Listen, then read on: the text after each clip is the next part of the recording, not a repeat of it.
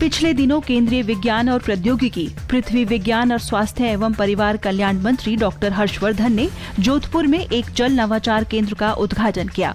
भारतीय कृषि अनुसंधान परिषद में केंद्रीय शुष्क क्षेत्र अनुसंधान संस्थान और विज्ञान एवं प्रौद्योगिकी विभाग के इस संयुक्त प्रयास का उद्देश्य शुष्क क्षेत्रों में खाद्य और जल सुरक्षा को बढ़ावा देना है।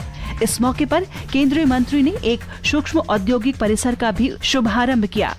टिकाऊ ग्रामीण औद्योगिकीकरण को विकसित करने के लिए तैयार किया गया ये परिसर स्थानीय तौर पर उपलब्ध बायोमास से 150 किलोवाट बिजली बनाने के अलावा 50 टन क्षमता का शीतलन संयंत्र और 2000 लीटर प्रति घंटा आसुत जल प्रदान करेगा। Biotechnology industry research assistant council BIRAC चिकित्सकीय उपकरणों को लेकर एक प्रशिक्षण कार्यशाला का आयोजन करने जा रही है। ये प्रशिक्षण कार्यक्रम अगले साल 13 से 17 जनवरी तक भारतीय प्रौद्योगिकी संस्थान कानपुर में आयोजित किया जाएगा, जिसमें प्रोटोटाइपिंग में रुचि रखने वाले नवाचारक, उद्यमी, वैज्ञानिक और छात्र हिस्सा ले सकेंगे।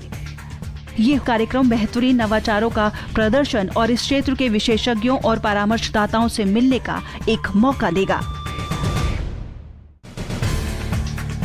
कोलेस्ट्रॉल की रोकथाम के लिए उपयोग होने वाली दवा सिम्वास्टेटिन अस्थमा में भी कारगर साबित हो सकती है।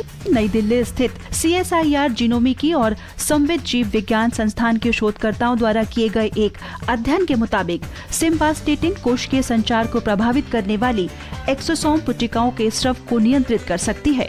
शोधकर्ताओं का कहना है कि क्लिनिकल ट्रायल के रूप में सिम्वास्टेटिन का उपयोग गंभीर अस्थमा से ग्रस्त मरीजों में सहायक दवा के रूप में किया जा सकता है। ऐसा करने पर अस्थमा मरीजों को स्टेरॉइड्स का उपयोग कम करने में मदद मिल सकती है।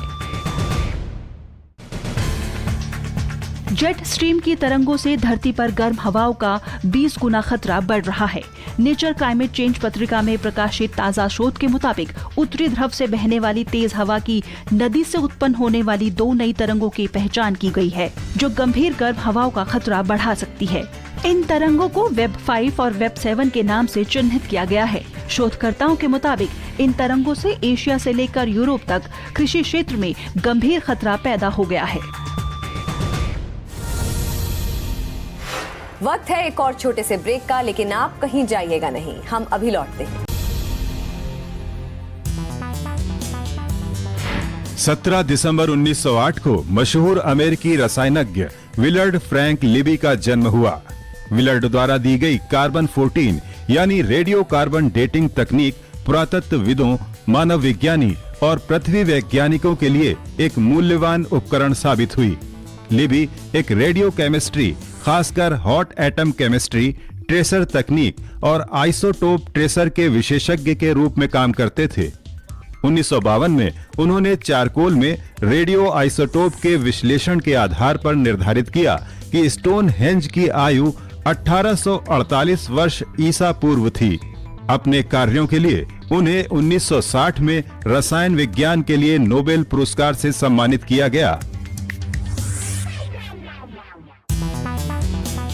18 दिसंबर 1856 को ब्रिटिश भौतिक विज्ञानी सर जोसेफ जॉन थॉमसन का जन्म हुआ। थॉमसन ने इलेक्ट्रॉन की अपनी खोज द्वारा परमाणु संरचना के ज्ञान में क्रांति लाने में मदद की। उन्होंने खाली ग्लास ट्यूब के अंदर विद्युत धाराओं के साथ प्रयोग किया, जिन्हें कैथोड किरणों के रूप में जाना जाता है। इस प्रयोग के बाद उन्होंने धारणा दी कि ये रहस्यमय किरणें परमाणुओं की तुलना में बहुत छोटे कणों की धाराएं हैं।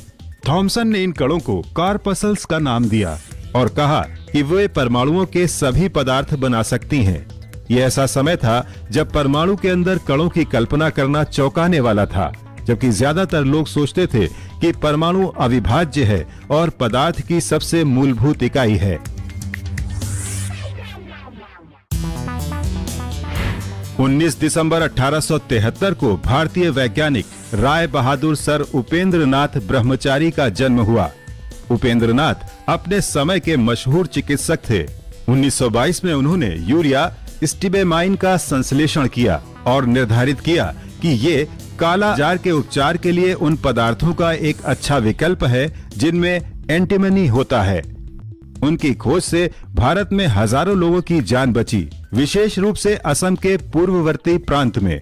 जहां इस रोग से गांव के गांव पूरी तरह तबाह हो गए थे। ब्रह्मचारी की उपलब्धि एंटीबायोटिक दवाओं के आने से पहले चिकित्सा उपचार में एक मील का पत्थर साबित हुई। 20 दिसंबर 1900 को फ्रांस के खगोल विज्ञानी माइकल जियाकोबिनी ने एक धूमकेतु की खोज की थी, जो कि 1913 में एक जर्मन खगोल शास्त्री एर्नस्ट जिनर द्वारा दोबारा खोजा गया। इसलिए इसे जियाकोबिनी जिनर धूमकेतु नाम दिया गया। किसी अंतरिक्ष यान द्वारा दौरा किए जाने वाला ये पहला धूमकेतु था। 11 सितंबर 1985 को अंतर्राष्ट्रीय कॉमेट्री एक्सप्लोरर ने इस धूमकेतु की गैस टेल के अंदर से उड़ान भरी। ये उड़ान धूमकेतु के नाभिक से 7,800 किलोमीटर नीचे की तरफ 21 किलोमीटर प्रति सेकंड की गति से की गई थी। यान के उपकरणों द्वारा धूमकेतु में कार्बन मोनोऑक्साइड और हाइड्रोक्सिल के अणुओं का पता लगाया गया।